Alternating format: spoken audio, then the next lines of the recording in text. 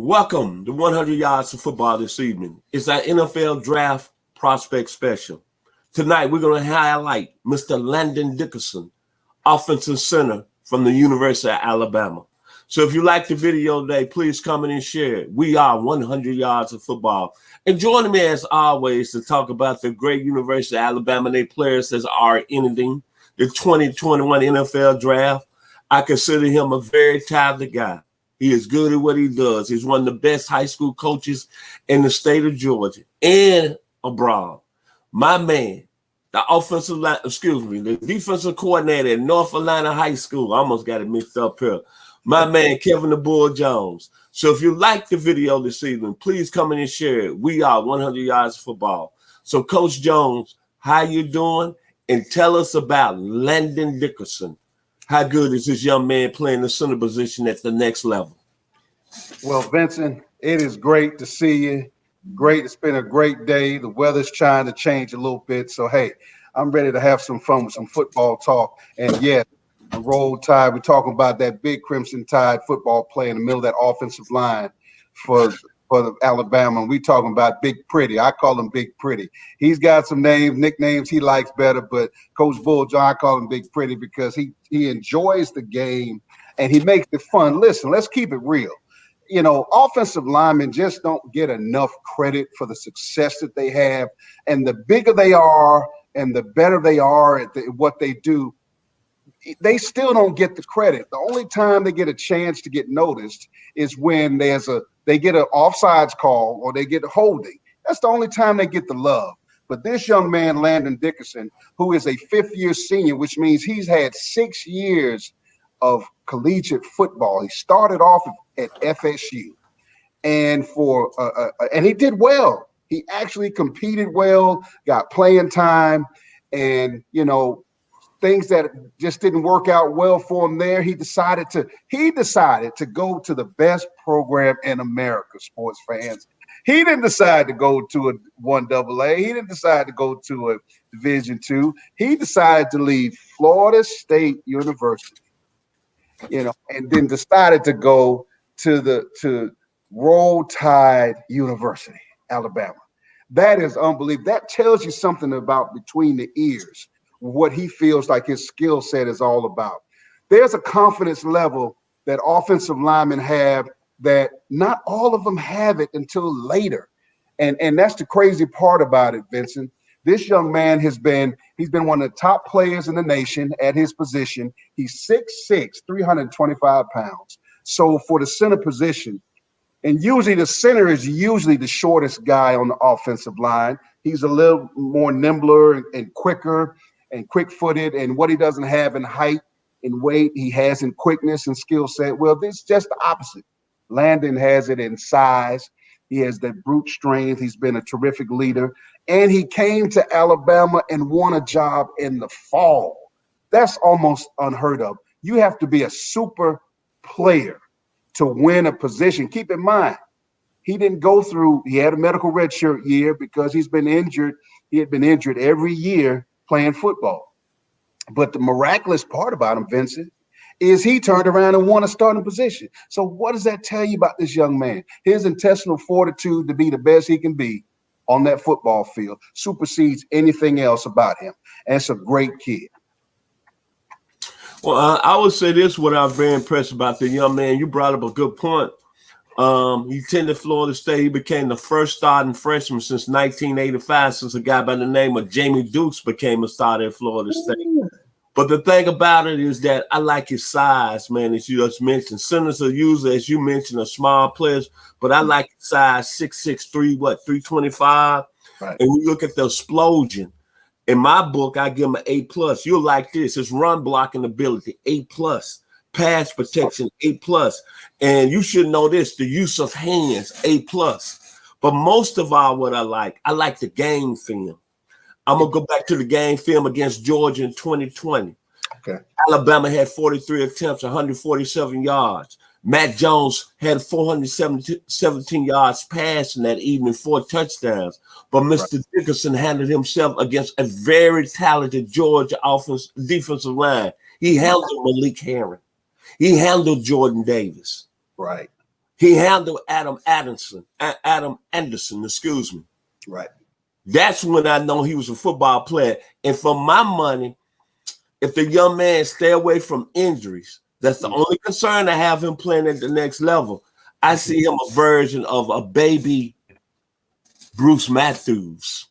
And we know how special he was. And Bruce Matthews played guard, then he moved over to center. Correct. But another kid he reminds me of, a kid that was on the University of Tennessee's national championship team back in '99, Trey Teague. Trey Teague, same height, about 6'6", maybe not as big as 310, and went on and had a great career with Denver and Buffalo. I like everything about the young man. I think he's maybe one of the most talented offensive linemen coming into the league. And if somebody want to move from center to guard, he's going to be very special there also. Absolutely. To piggyback on what you talked about some of the skill sets he has technique-wise, here's some things that, when you look at your center, and I mentioned earlier, your center is usually the shorter lineman of the five, because when you set up a pocket and the quarterback has to drop back to pass and being able to see in your lanes. Now, the ironic part about watching Landon Dickerson play is that what he does not have in athleticism, he has in high football IQ, which I think is phenomenal. He's able to do some things. Now when you look at, everybody has their specs about who's the best center coming out in the draft. And I get it. Everybody likes the Slater kid out of Northwestern. But here's the thing about him. He plays tackle. He's 6'3", and he's a little undersized to be out there playing tackle. But now you want to project him as a center. Here's my deal, sports fans. I'm projecting at what I see you play. Okay? Nothing against Creed Humphrey at Oklahoma. And the Trey Hill kid at Georgia is pretty good. Very good. Girthy a little bit at 330, shorter, but he's pretty good. He had a pretty good season. But the football IQ, not saying those guys don't have it, but the intangibles that I think that Landon brings to the table to help a team, yes, people are going to say, well, the people that nitpick say, okay, he's at injuries. So there's some red flags why he can't be a top 15, a top 20, top 30 pick. That's fine. There are great football players in the second round.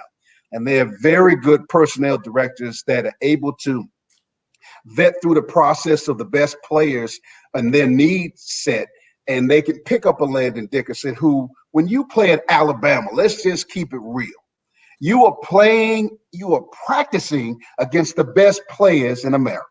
Okay. And one thing he had to deal with, sports fans, I want to let you all know, his ability to snap the ball and step and push that nose tackle who might be his size or even larger in the NFL. I think that is a plus that he has. People talk about him not being as nimble, dealing with quick tackles and gaps. Well, okay, yes, 6 in one hand, half dozen in the other. If you face a lot of odd fronts in the NFL, grown men, they know what to do, they know the schemes, and I think that Landon Dickerson has the ability to hunker down, snap that football, take that nose guard, take him whatever direction they need him to take him, and he can be a successful player in the NFL. I think that he does have a longevity. I personally don't want to see him at guard because if he goes to guard, he has been successful playing center. So by golly, let him play center and let him be the best. And that is one of those positions that when you get a good center, he's going to be there for a while. Okay. And anybody that comes out of Coach Saban's program, their skill set and their football IQ, not being biased, but once again, I'm keeping it real, is totally on a different level. So I expect him to be a person that goes in the second round. And I think he would do great on the next level. Well, you brought up some good points. Playing at Alabama, it's a different level. You're practicing against the best. Look at the NFL draft over the years. What can you say? And then you look at the offensive line history. They've seen linemen that look like every year in the NFL draft in the first round. J.J. Flukler, Brian Kelly, who I think is the best center in all pro football. Jonah Williams. Wow. Sylvester Croom played at the school. Come on, man. The great John Hanna, Andre Smith. I mean, the list goes on. And I think this young man is just going to be as good as them. Dwight Stevenson. How about Dwight Stevenson? I forgot about him, because what impressed me the most about this young man is that his technique, I give an A+, and then his upper body strength and lower body strength is A+ on both of them. Where when you go back to the Georgia game, and that's how I judge, you know me, power on power, team on team, talent on talent, the young man really handled his business against Jordan Davis, Adam Anderson, and the other young man, Malik Herring, on the inside. And in the fourth quarter, when Alabama was able to run the football, they had 43 attempts that evening for 147 yards. Hey, man, Landon Dickerson was handling his business. And he's a very special football player. And another thing I like about him, he went to Florida State. The first two freshmen I mentioned to start at that school since 1985, Jamie Dukes. Things didn't work out. He still got his degree. Moved over to Alabama. And you're right, Coach Jones. He could have went to any school in the country. But he went to the best on bench, strength on strength, power on power, the team that's coached by the best coach in college football. Final words about Landon Dickerson this evening, center for the University of Alabama. Yes, there's some pretty good centers out there. There's some people that are projected as centers to go in the first round. But I'm telling you right now, sports fans, if you got hurt every year and you still came back the following season and won a spot at a major big-time football program, and then you transferred and went to the elite program in college football today, and you was a starter, you came in August, and you won a position, you didn't do spring practice, didn't do summer, you came back from an injury, and you started at the University of Alabama. I'm telling you right now, coaches, teachers, parents, personnel, general managers of NFL teams, you talking about a special player.